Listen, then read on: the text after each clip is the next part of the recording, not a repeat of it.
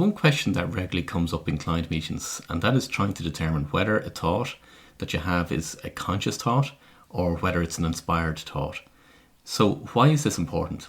Well, if you go back to the beginning of these episodes, I outlined the executive code methodology, and I spoke about aligning your conscious mind, or more importantly, your executive center, with your unconscious and then with the superconscious.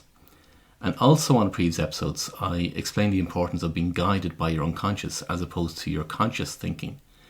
Now, if you're not familiar with what I covered in this regard, then it would be really worth going back over those previous episodes. So then when you understand why it's so much more important to follow your unconscious thoughts than your conscious thoughts, then you'll understand why it's also important to develop your connection with your unconscious. And the thing that then comes up for people is trying to determine whether their thoughts are conscious thoughts or whether they're thoughts from your unconscious, or as I prefer to call them, inspired thoughts, as there's a very different feeling that comes with inspired thoughts.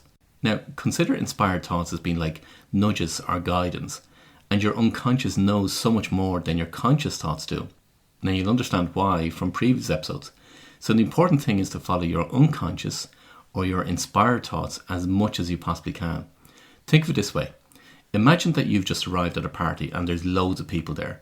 The music is playing loudly and all the people are trying to speak to each other. And because of the loud music, they too have to speak loudly also. And there's all the noise that's going on around. There's the dancing, the clinking of glasses, the movement of the waiters amongst the crowd, and all sorts of other noises. Now imagine yourself there at the party as you stand there at the edge of the room, being bombarded by all the sounds. And you're there looking around and scanning the room for a familiar face. And as you do, you manage to see one of your dear friends standing on the opposite side of the room, and you've managed to make eye contact with them. But because of all the people that are at the party and in the room, you can't get to move across the room to stand closer to your friend and have a conversation with them. So you begin to shout out short messages to them, like in little sound bites, and you make hand and face gestures in the hope that they understand. And they also do the same for you. So there you are, trying to have a conversation back and forth between the two of you. You get some of what they say, but not all of it. And then there are other times you misunderstand what they're saying to you, and you end up responding with something totally off topic. And after a while of this going back and forth, you begin to give up, as it's just too awkward to try and have a decent conversation. So either you move on or they move on in the party. But what if you managed to quieten everything down? You lowered the music, and so the people stopped dancing. And in fact, everyone in the room just stopped moving altogether, to the point that everything is completely still, all like mannequins in the room, except for you and your friend. And now with complete silence in the room, with you still on one side of the room and your friend on the other side, you can now have a conversation. Despite the fact that there is a distance between the two of you, you can still carry on a conversation. You can now hear more clearly what they're telling you, and there's a lot more understanding and less confusion. You actually start to really enjoy the conversation and love hearing what they have to say. It's just so very different. You see, listening to your unconscious and getting those inspired thoughts, it's just like being at a party. You desperately want to have a conversation with your friend, or in other words, your unconscious, across the other side of the room, but there's just so much noise. You're being bombarded with all the different sounds. You even miss some of what they say, and you misunderstand parts of what they say too. So what has to happen in order for you to hear your friend, or in fact for you to hear your unconscious? Well, you've got to turn down the sound and eliminate all the noises. You've got to get everyone and everything to be still, like the mannequins. You have to stop everything that's going on and just be and just listen. That's your first step in developing a relationship with your unconscious. It's the step to be there in the silence, and I'm emphasizing be particularly because it's all about being in that moment, being in the silence. By stopping everything, it means you stop your activities where you're busy trying to figure it all out, to stop your conscious thinking, to stop the planning, to stop the fears and the worries, to stop the busyness of everything, and just be. When you do that, then you're on the road to building a relationship with your unconscious. Because building a relationship with your unconscious is much like building a relationship with your friend. You need to understand how they communicate. Do they use visual, sound, feeling, taste or smell? Do they use images or metaphors for you to interpret? Can you determine the urgency when they tell you something to act on? There's so many nuances to how your unconscious will communicate with you. Now, developing a relationship with your unconscious is discovering all those nuances to the point that you have fun and enjoy the conversation, much like the same way you would with a friend. So what are some of the things that you can do to develop that relationship and to quieten the mind, and more importantly, to quieten the conscious thinking? Now, there's so many things that you can try, but you've got to get the one or the few that works for you. When I'm working with my clients, there's a couple in particular that I found to be of huge benefit for my clients. But some of the most common ones are in essence a form of meditation, because ultimately it's about quietening the mind from all the conscious thoughts. So whether it's walking in nature, practicing mindfulness, painting, singing, dancing, or pure meditation, what's important is to quieten the mind of the conscious thinking and being in the moment.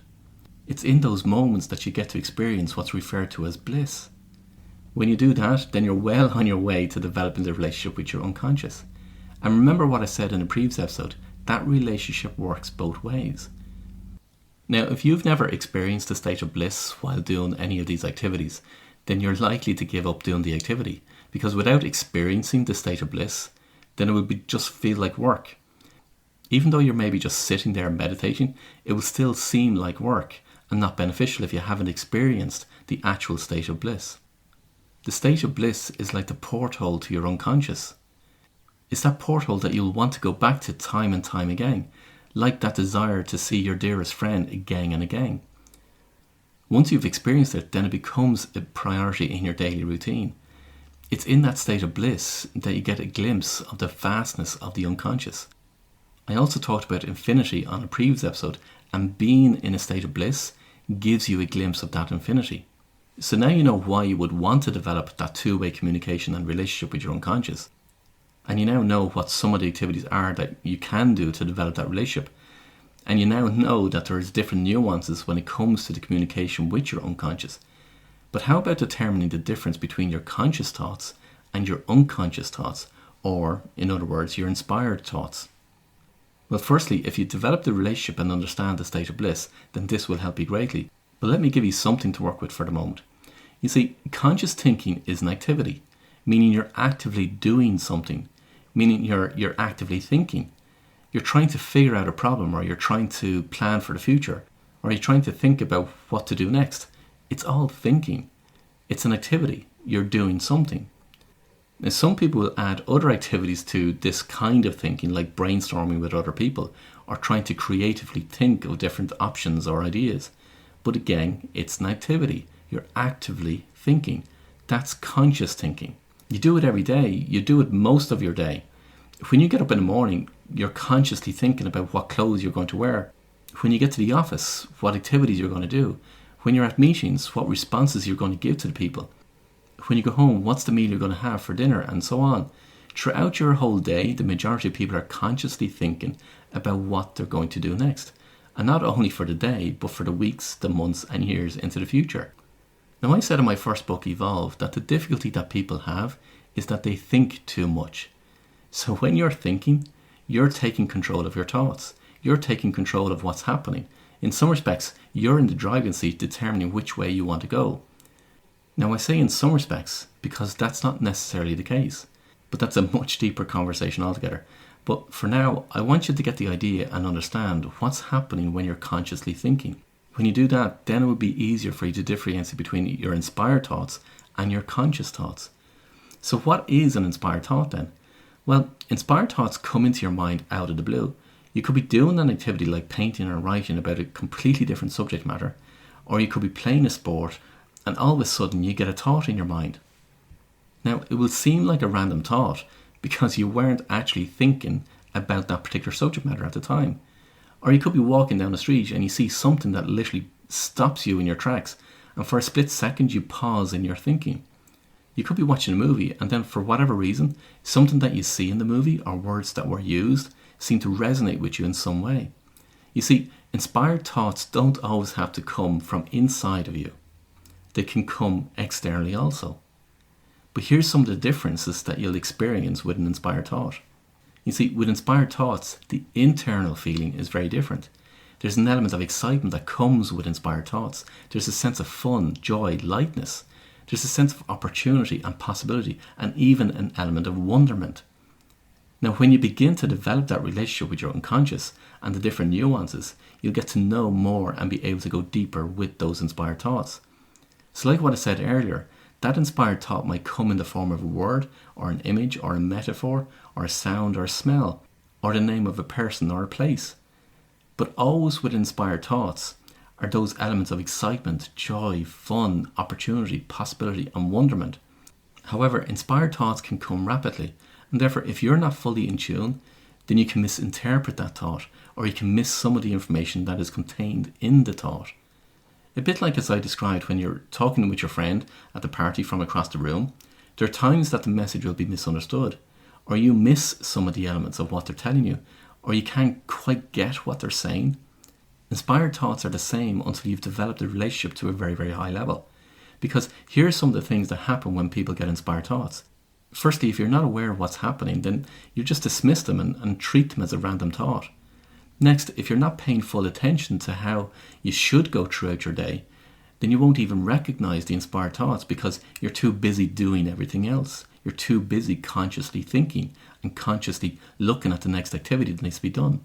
And then for those that get the inspired thought and can recognize it as an inspired thought, you'll allow your conscious thinking to override that inspired thought. You see, the inspired thought takes place in split seconds. That's why some people can miss some of the information or misinterpret it or miss the nuances or the deeper feelings and the deeper knowings that come with inspired thoughts. And because the inspired thought is so quick, your conscious thinking will kick in. And depending on your state of mind or how you feel about yourself or your confidence, your self-belief and so on that I spoke about on earlier episodes, then your conscious thinking can take over that inspired thought and start to take it apart. So let me give you an example. Say you're going about your day and all of a sudden you get an inspired thought. Now remember, an inspired thought is a communication from your unconscious. So there you are going about your day and you get an inspired thought. And let's just say that that inspired thought is to make contact with a person that you haven't spoken to in quite a while. Now, if you're sensitive to the inspired thought, then you'll be able to pick up all the information that is contained in that thought, all the different nuances that happen in that inspired thought. But for most people, their conscious thinking will kick in. And it will then start a narrative in your mind along the lines of, why would I make contact with that person? What would I even say to them? I haven't spoken to them in such a long time. It would seem strange for me to contact them out of the blue. What would they even think of me if I was to contact them randomly? How would I even start a conversation? Should I ring them? Should I email them? But I've so many things to do throughout the day. Oh, look, do you know what? I'll just leave it, as they probably won't want to even hear from me. You see, that's the typical conversation that will go on in your head as long as you want it to go on in your head. So you see, the inspired thought comes in, but then our conscious thinking starts to weigh it all up, the pros and cons and the reasons why we should dismiss it. It tries to work out all the logistics along with the worry and the struggle of what might be entailed. That's why if you don't understand what's happening and you don't develop that relationship with your unconscious, then you miss out on all of what's possible. And remember, with inspired thoughts, actions need to be taken. There's no point in getting an inspired thought and doing nothing. Then you've just wasted it. As regards how quickly you should take action, well, that depends on the inspired thought. As I said earlier, the more sensitive you are to the inspired thoughts, the better your relationship is with your unconscious, so that you can then determine all the different nuances. And you then be able to determine better how quickly you should take action with the inspired thought. Now, if this is something that you'd like to develop for yourself and you want to have guidance in developing it, then by all means get in touch with me. Just head over to theexecutivecode.com and all my contact details are there. I'd really love to hear from you, as there's many, many ways in which we can actually work together. And don't forget, sharing is caring, so it would be really great if you could give this podcast a review on Apple iTunes and let your friends and colleagues know about it. But as always, until next time, I wish you every success.